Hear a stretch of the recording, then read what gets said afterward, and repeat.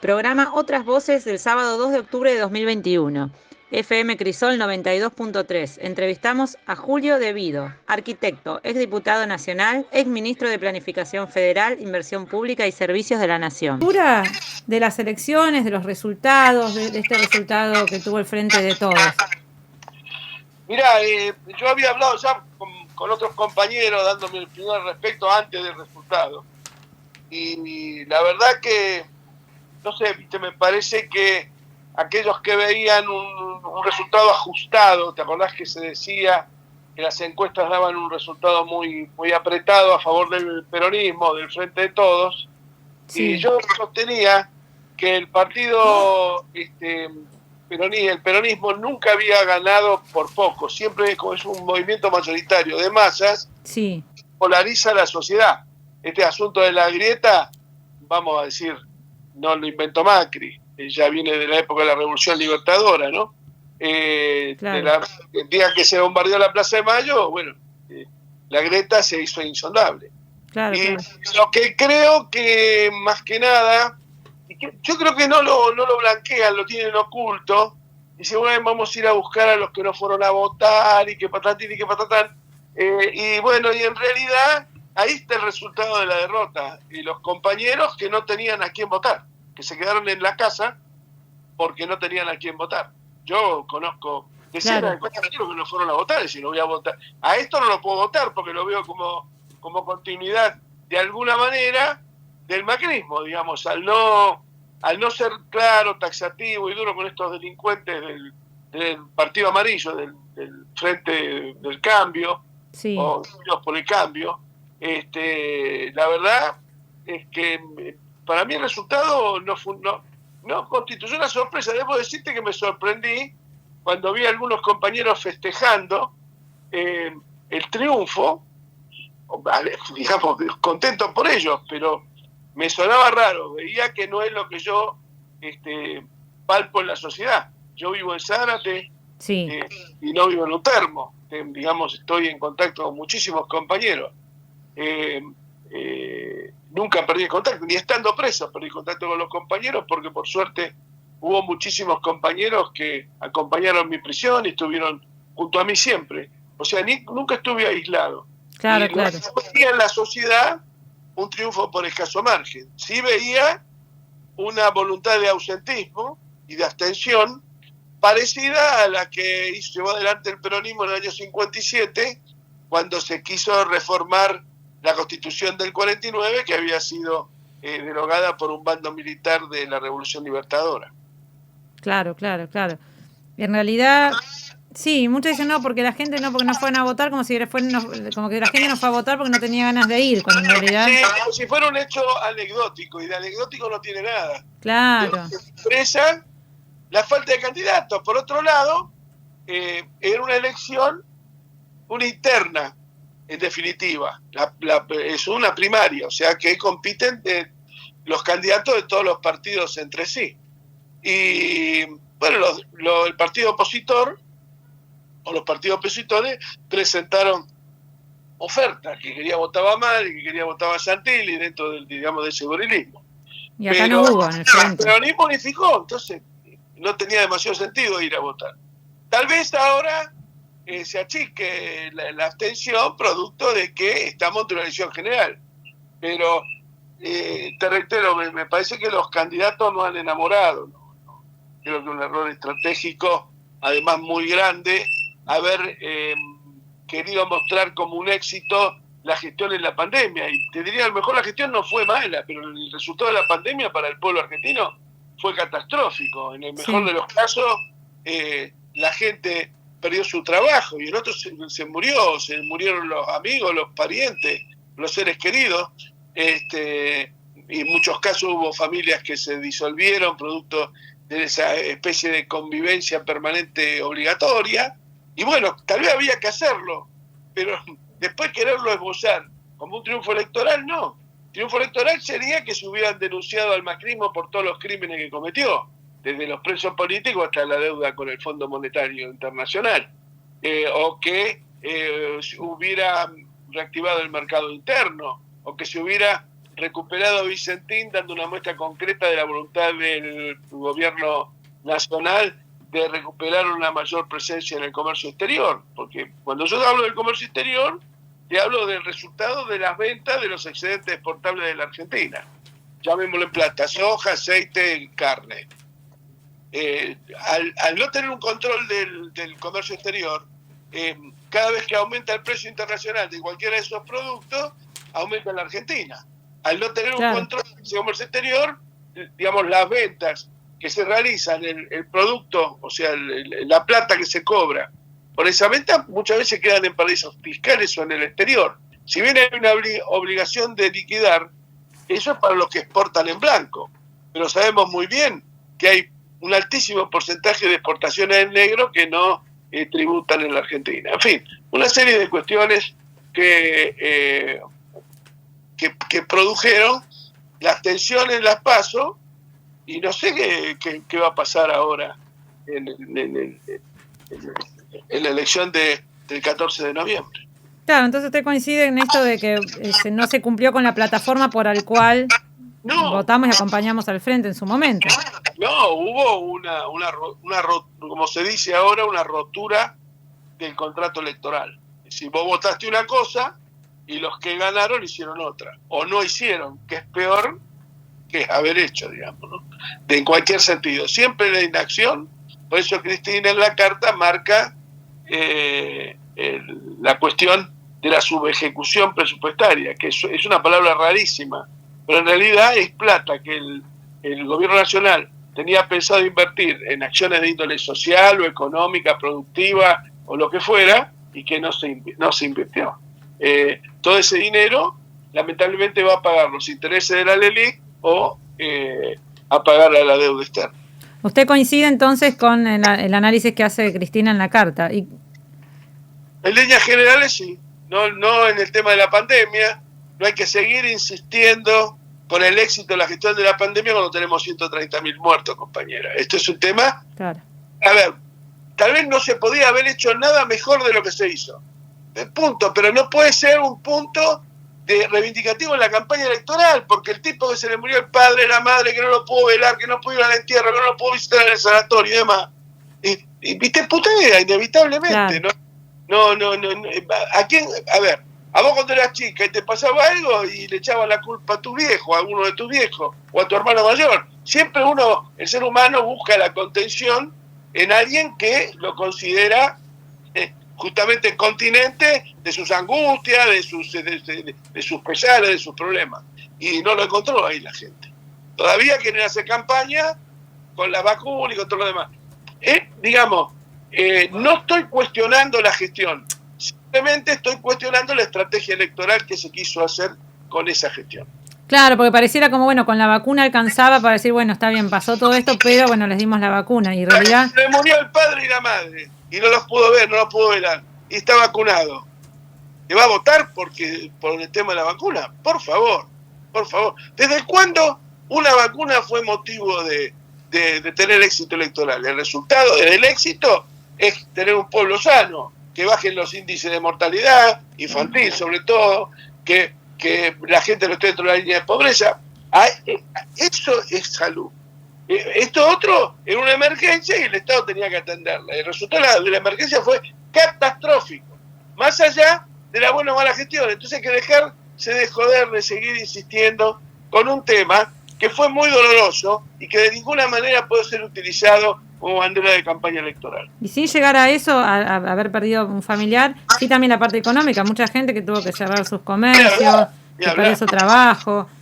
Pymes fundidas, obreros del área industrial también fuera de hoy con los teniendo trabajo en blanco, están bajo la línea de pobreza. Tal cual. Y bueno, y de repente vos ves grupos familiares que tienen asistencia social, vía de la UH, lo que fuera, que en el grupo logran tener más recursos que uno que está ocupado. Y eso, yo no digo que no hay que sacarlo, ni mucho menos, pero hay que subir los sueldos, porque genera un odio en la sociedad que es imparable, y además odio entre pobres, que eso es gravísimo. Sí, es un pobre contra pobre. Julio, Le quería preguntar, porque estuvo hablando Milagro Sala en distintas entrevistas, la escuché en una entrevista con Juan Grabois, también estuvo unos audios de ella que también salieron estos últimos días, donde Milagro Sala dice sentirse abandonada por el Frente y que de alguna manera fue utilizada, que el tema de los presos políticos fue utilizado para la campaña y que después se olvidaron de ustedes. Ustedes, de su lugar también como preso político, ¿cómo lo siente? ¿Coincide con Milagro Sala? Coincido en que sobre todo lo que tienen prisión efectiva. Ricardo Jaime en abril va a ser 6 años que está preso y no tiene ninguna sentencia firme. Y claro, la propia fiscal del juicio que le están siguiendo por compra de trenes en España y Portugal, en la cual yo también estoy involucrado, es una causa absolutamente armada para meterlo preso a él justamente, pidió su libertad y el tribunal no se la dio, no su libertad, la prisión domiciliaria. Mira, yo creo que todos fueron perseguidos. No son más importantes debido a Hugo Milagro Sala que Jaime o otros compañeros. Y cuando a otros compañeros se ponen en fiscales en función de la estigmatización que sufrieron Jaime y otros claro, tantos, dejo fuera al sector arrepentido, que esos que están arrepentidos no están arrepentidos, siempre estuvieron en la contra y jugaron de quinta columna, esos afuera. Pero todos ellos que fueron perseguidos y encarcelados tienen la misma condición y el mismo estatus de presos políticos. Los compañeros que quieren hacer comparación o que quieren agudizar, siguiendo el argumento de Clarín, sobre Jaime, sobre Devido, sobre Milagro Sala, según el que más le convenga, casi te diría, cumplen el mismo rol que los arrepentidos. Nombrar a uno y no nombrar a todos es ser de alguna manera cómplice de la persecución macrista. Julio, buenos días. Carlos Ventosa, de Otras Voces. Usted que es arquitecto y estuvo tantos años en la obra, ¿no se podría generar un plan de viviendas a nivel nacional para dar inclusión social y después reorganizar, o sea, varios lugares y darle vida a un poco más de vida a este país? Mirá, nosotros lo hicimos. ¿Cómo te va? Buen día, ante nada. Nosotros lo hicimos, pero ¿sabés qué pasa? No lo hacíamos con los movimientos sociales, lo hacíamos a través de los jefes territoriales, que eran los intendentes, y por eso tuvimos tanto éxito y tantos logros. Los intendentes después, si querían de alguna manera atar o coordinar o estructurar alguna de las tareas, que no solamente vivienda, pavimento, agua, cloaca, sobre todo el plan Agua más Trabajo, que fue lo que arrancamos primero, nosotros lo arrancamos con los intendentes, los jefes territoriales, que además de esa manera se fortifican y después constituyen verdaderos bastiones en la lucha electoral contra el enemigo macrista. Bueno, manejado esto a través de organizaciones sociales que después viven una suerte de opulencia que no se condice con la de sus asistidos, me parece un error enorme. Y además el peronismo es territorialidad pura. Renunciar al territorio y caer en agrupaciones sociales que luego, vos verás, ocupan todos los cargos de mayor importancia en el Ministerio de Acción Social, evidentemente lo único que construimos son burócratas y privilegiados, y la gente sigue tan o más jodida que antes y no hay planes como lo que vos decís. Nosotros inclusive le girábamos fondos a los municipios para comprar tierras, para generar procesos de urbanización. Y eso no solamente lo hicimos con los municipios gobernados por intendentes peronistas, lo hicimos en un montón de otros lugares, en Rosario, por ejemplo. Así que bueno. Quiere decir que eso se puede hacer. A los responsables territoriales vamos a estar jodidos, no vamos a tener de ninguna manera, no vamos a salir. Y con respecto, Julio, a los cambios de gabinete, ¿lo ve como algo que puede llegar a modificar en algo? ¿Es algo en concreto? ¿Es lo mismo? En ese sentido te diría que coincido en general con la carta de Cristina. Pero haber perdido una elección como se perdió, sobre todo en provincia de Buenos Aires, que era un bastión inexpugnable nuestro, me parece que y donde está el 40% de la población del país, me parece que hubo un grave problema. El problema del presidente es que pretendió testarudamente continuar con el mismo equipo que nos había llevado a esta derrota, ¿no? Claro. El lunes 13, todos los ministros, como hice yo en su momento cuando fue el no positivo de Cobos, o cuando perdimos en el 2009, en el 2013, inmediatamente tenés que girarle la renuncia al presidente, y el vocero del presidente tiene que dar a conocer que todos los ministros pusieron a disposición del presidente la renuncia. Si hubieran hecho eso el día lunes, tal vez el cambio no hubiera sido lo traumático que fue a partir de la carta tremenda en términos políticos de Cristina sobre la investidura presidencial, porque en definitiva la carta es inevitable, pero el mayor damnificado fue el presidente como institución. No sé si Sí. Bueno, Totalmente. entonces, creo honestamente que debió haberse manejado la cuestión de otra manera. Creo sí que tanto, por ejemplo, con Nardini en provincia de Buenos Aires, Isorralde mismo, como Mansur, como Aníbal o Julián, evidentemente se genera por ejemplo, una etapa de, para ser más preciso, un ejemplo de sentido común. Son tipos que tienen un fuerte arraigo territorial. De hecho, Mansur es gobernador de Tucumán. Bueno, Aníbal conoce el territorio, sobre todo bonaerense, de forma importante, como muchos de nosotros. Y Julián igual, y conoce a un sector donde le tocó bailar con la mafia. Es cierto que a él se le creó un ministerio en su momento, se le dieron las armas para dar la pelea, pero eso no le quita mérito alguno. Yo creo que volvió al sentido común. Por lo menos no tenemos ministros hablando de que los suizos se aburren, o de las modalidades sexuales del peronismo o de los distintos partidos. Me parece que hay sentido común. Sí. Y por lo menos hay una voluntad de gestión, se muestran todos los días anunciando algo. Después podemos hablar si los anuncios son oportunos, podemos hablar si los anuncios van a cambiar el resultado electoral o no. Estas son cuestiones, y si los anuncios van a lograr de que los que no fueron a votar vayan, porque hay cerca de 2 millones de votos en la provincia de Buenos Aires, entre los 400.000 que votaron en blanco y 1.600.000 que no fueron a votar. Todos esos son del Frente de Todo. El 90% son gente del Frente de Todo que no fue a votar para no votar junto por el cambio, o no anular su voto con un voto en blanco. Sí, y también con respecto a lo que usted dice, yo coincido que es como que parecía que no se estaba hablando en el lenguaje de la gente. No. Como que se ponían otras prioridades, otras cuestiones que no tienen que ver con lo... En tu círculo, a ver, ¿a quién le puede llegar que la vacunación fue un éxito mostrable electoralmente? La vacunación no sé si fue un éxito, se cumplió, se vacunó, pero nadie te va... es lo mismo que el gobierno te quiera facturar. En términos políticos, usted salió de la casa y respiró aire. Y sin aire gratis. Es decir, no tiene devolución política, es una obligación del gobierno. Lo que no debió hacer el gobierno es abandonar la economía, cuidar más el trabajo, dar más IFE, como que dijo Cristina en su carta, y no trabajar para mostrarle al Fondo Monetario un menor déficit fiscal cuando el 40% de la gente está cagando de hambre.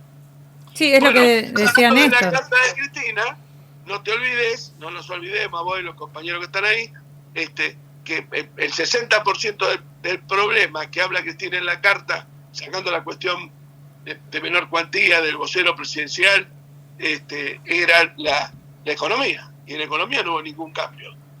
De hecho, el otro día se hizo anuncio en la Casa Rosada, en donde estaban de alguna u otra manera las patronales del campo, pero faltaban un montón de pequeños y medianos productores y demás que no estaban ahí, si bien se anunció una línea que va a ser de difícil aplicación porque no tienen personería, en términos comerciales, los pequeños agricultores y demás.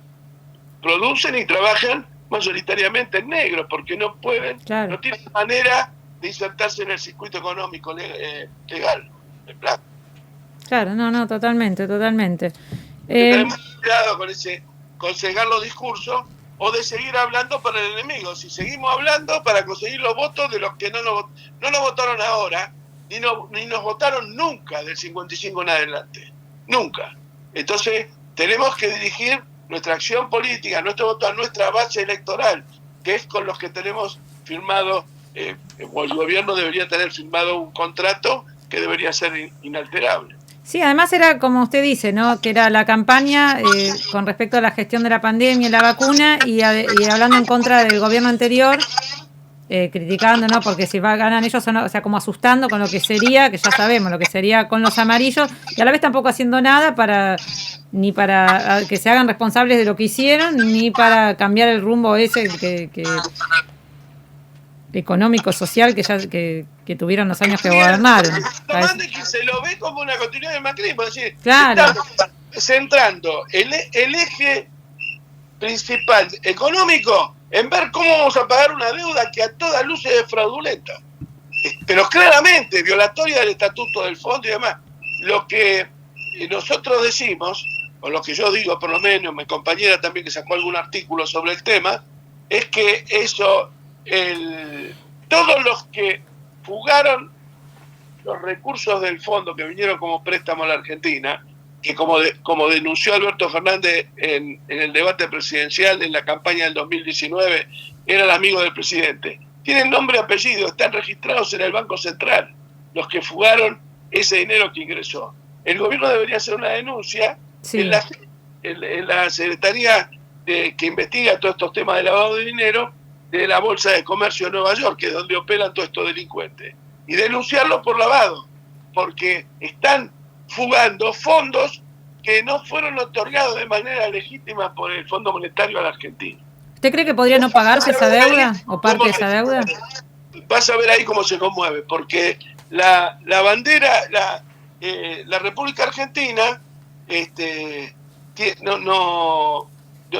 tal vez no tiene una justicia independiente, porque depende de los grandes poderes fácticos que devienen todos de la embajada. Mientras que los gringos, en ese sentido, no te digo que tengan una justicia independiente, pero por lo menos responde a la realidad social y política económica de los Estados Unidos. Muchos magistrados se votan, los fiscales, por ejemplo. Bueno, me da la sensación que allí generaría un temblor que sería favorable para los intereses de la Argentina, sobre todo en términos de la recuperación del dinero que se fugó. Julio, ¿usted cree que podría no pagarse la deuda del Fondo Monetario?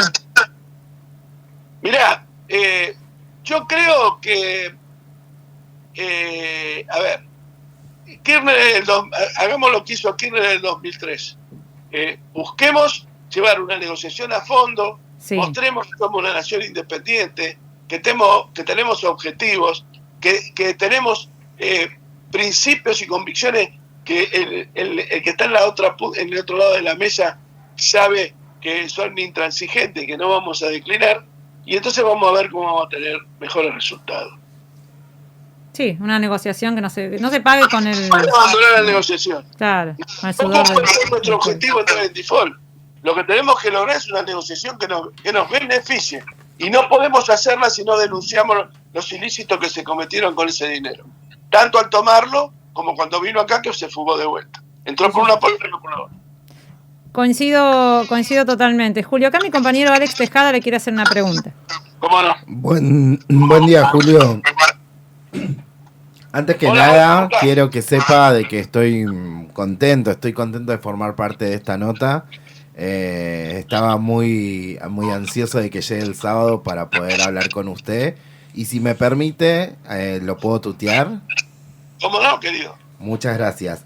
Más que nada mi pregunta va relacionada al papel de los medios y cómo pensás vos, pensando retrospectivamente, ¿no? Desde un hoy, con este tema de los ministros y de la oposición, cómo tratan hasta llegar hasta aquel diciembre donde donde llegó este gobierno, Alberto y Cristina.